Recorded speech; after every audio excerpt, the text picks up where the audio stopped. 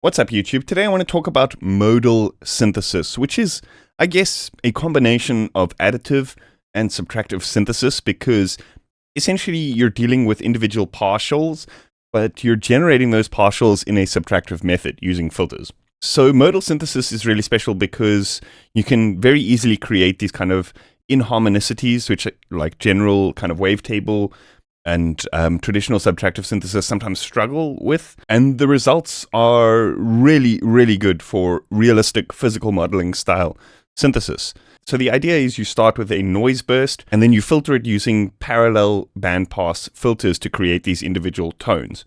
So today I'll be using phase plant, but you can use a very similar method with Bitwig using just a noise sample and then the Bitwig resonator bank. But the reason that I want to use phase plant is that the effects in phase plant can actually be run on a polyphonic level. So that means you can pitch bend and do MPE stuff to the resonance of the modal filters, which is really, really interesting. So anyway, without blabbering too much, let's dive in and have a look.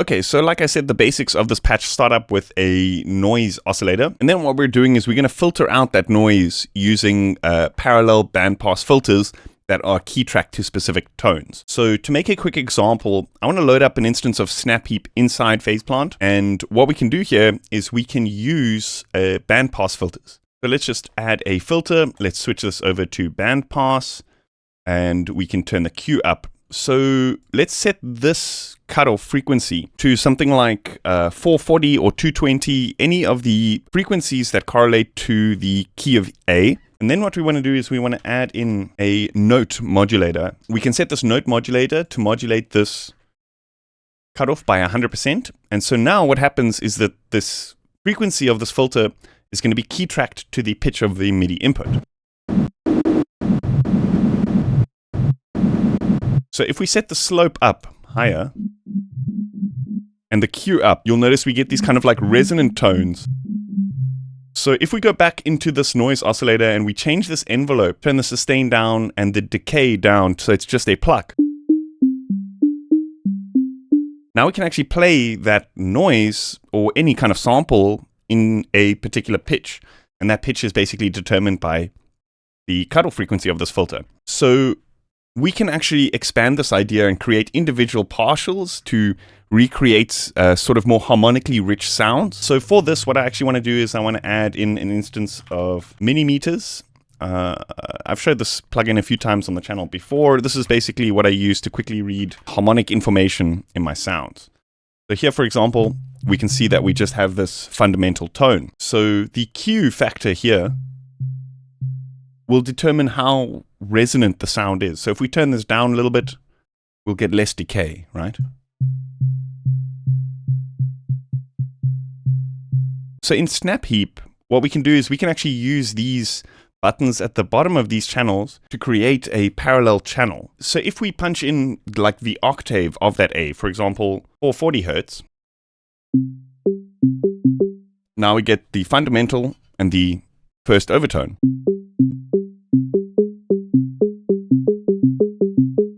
So to make things a bit easier for the patching, what I want to do is quickly just remove this and turn this Q down. And then we can add a macro to this Q. Let's call this decay. And so now as we duplicate these, we'll be able to retain that mapping.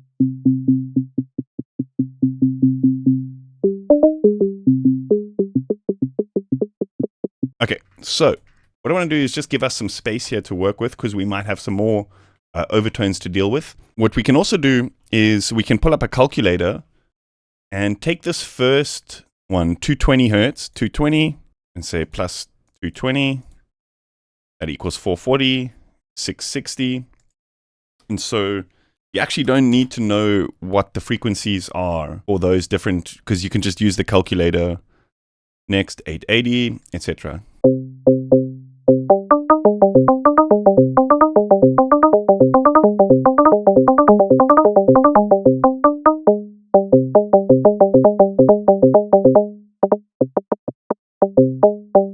Okay, so with these kinds of things, what I like to do is I like to set up a little bit of modulation to be able to change the sound.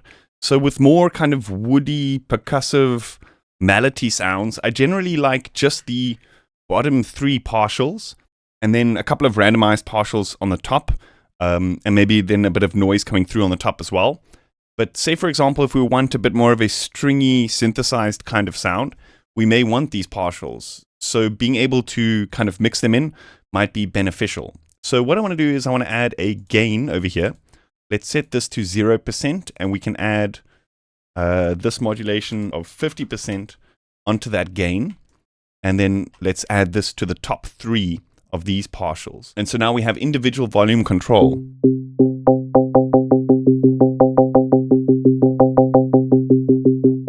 Okay, so bear with me. What I want to do now is I want to save this as a quick preset. Let's just say partials. And here, what we can do is now we can remove this and add a new snap heap. Here, what we can do is we can add an instance of snap heap inside this snap heap, and then we open that preset that we just created, partials 1 to 6 modals.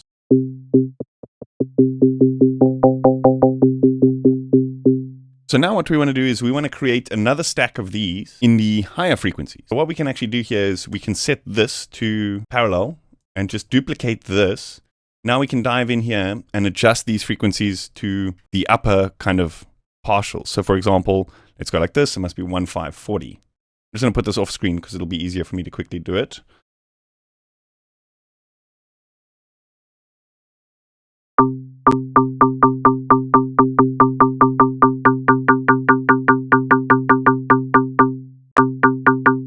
So with these upper bank of partials, I generally don't worry too much about this, like the volume balance. With these ones, for me, it's more about like the pitch balance. So what I like to do is I like to create some kind of macro here that's going to detune the pitch of these partials all slightly differently.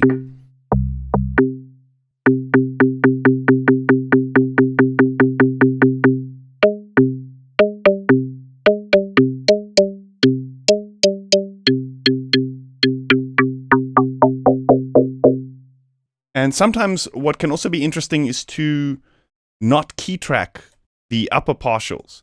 So you're basically just key tracking the fundamental and the bottom few frequencies. And then the top are just kind of adding a bit of sort of woody texture or something like that.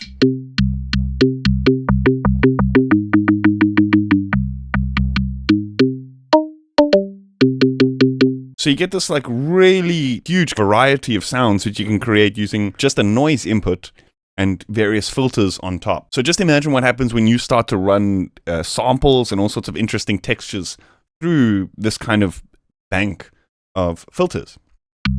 What I want to do just to add a little bit of spice on top is I like to use a resonator. So here we can actually add in another instance of snap heap, and then just to kind of keep things all contained within the banks of snap heaps there. Let's add a resonator.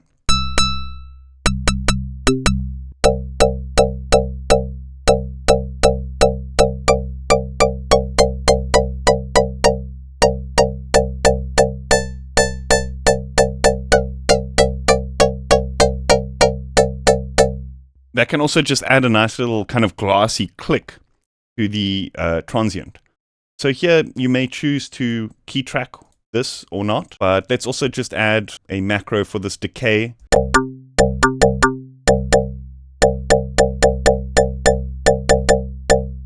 We can also add some filters to these racks.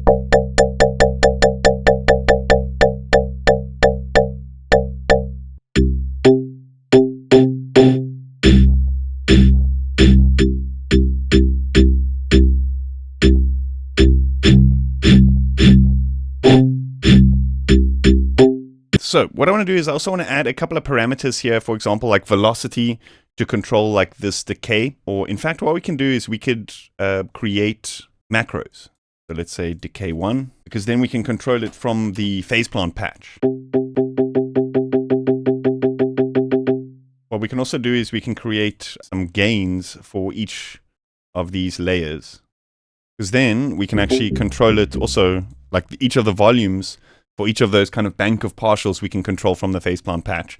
So here, for example, if we decide we want to use velocity, we can assign these to the decays like as we want to for the patch. So usually with like the velocities, we still want quite a bit of that like low fundamental to come through at lower strikes, but the volume of the upper partials generally should change the most with the velocity strikes. That's how you get like a lot more of a realistic sound.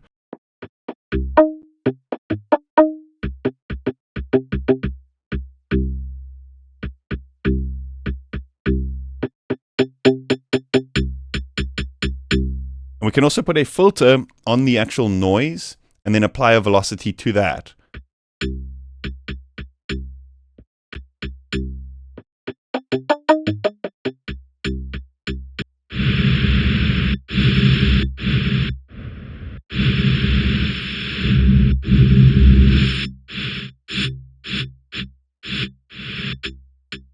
Okay, let's try a little bit of reverb, convolution.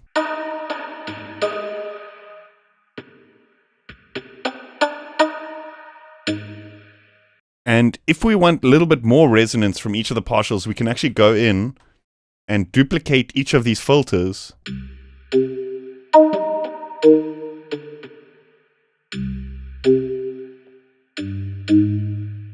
I generally do that just for like the bottom ones because the amount of decay on the tops generally is like alright already.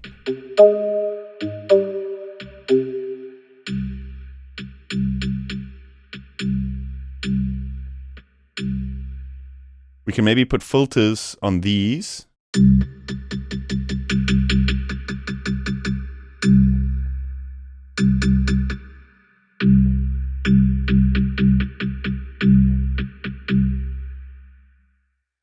Just for a bit more tone shaping.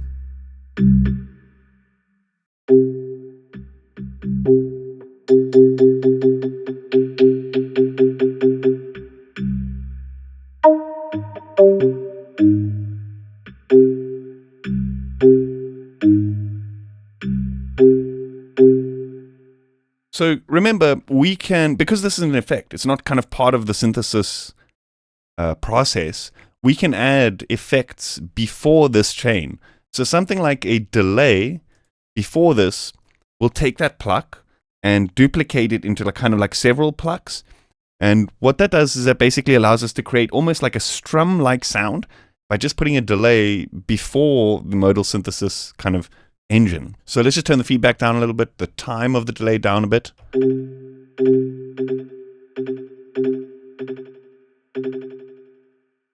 Or we could use something like a chorus or reverb to slightly smear that sound to kind of like smooth it out before.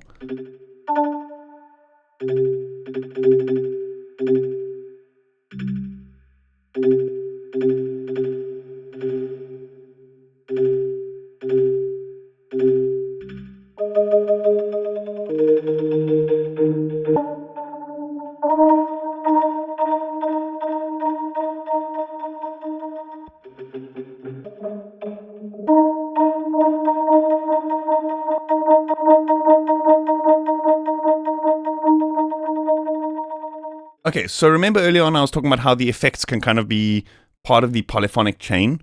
So here in Faceplant, if we switch this poly button, it means that everything in this effects lane will be on a per note basis. So for example, if we trigger one note and another note, those delays are now separate instances, and those resonances are separate instances. So we can get some really immersive kind of sound design by doing it this kind of stuff.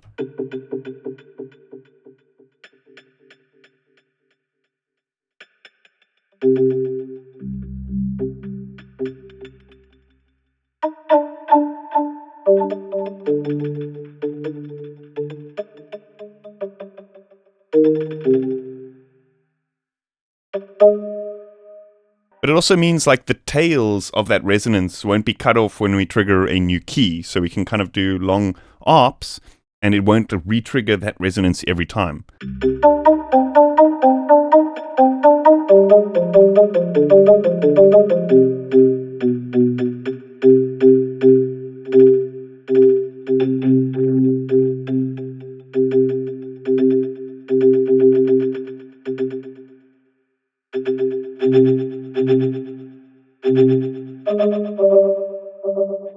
Another interesting thing is stuff like pitch shifting. So the pitch shifter in the kilohertz stuff kind of acts a little bit like a granular synth where it breaks the audio up into little chunks. So when you use the pitch shifter and then adjust this grain size, you can kind of get almost like a granular-like sound.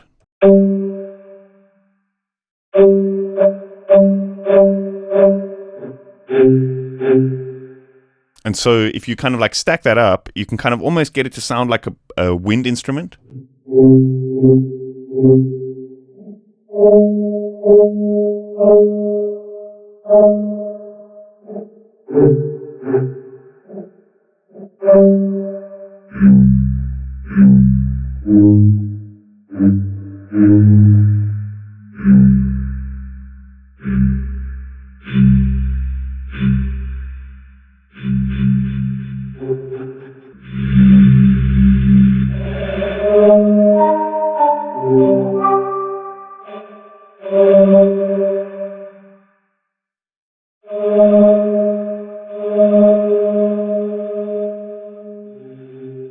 Okay, let's make a macro here, which will turn up the attack, turn up the sustain, and then turn the mix of these pitch shifters up.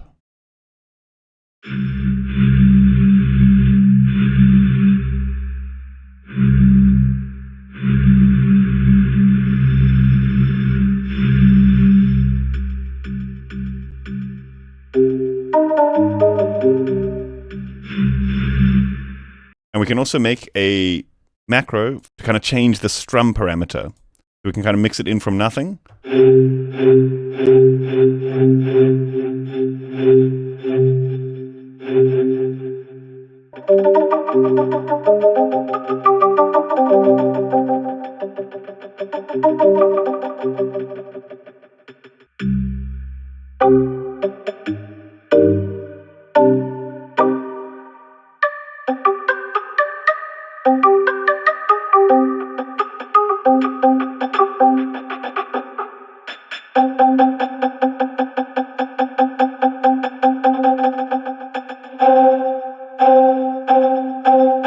This is also super interesting to run like granular stuff through. So for example, we can load up a granular oscillator here. Let's just choose some kind of random sound. Like let's use beats. That could be interesting.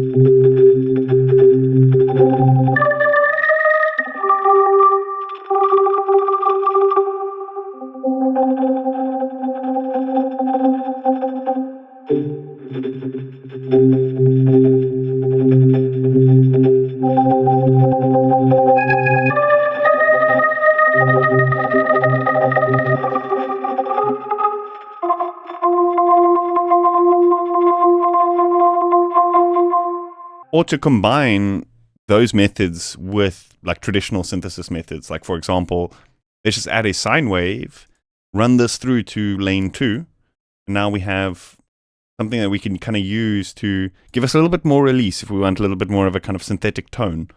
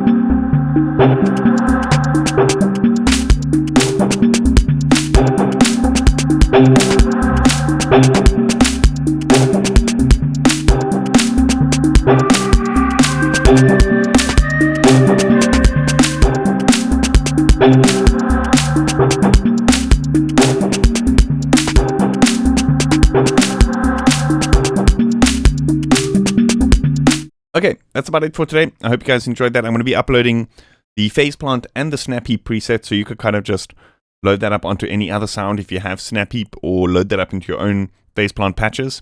I'm going to be uploading both of those presets to my Patreon for all my $5 supporters, so if you want to know what that's all about, check out the link in the description. If you haven't yet, please consider subscribing to this channel and hitting the like button. I'll see you guys next time. Cheers.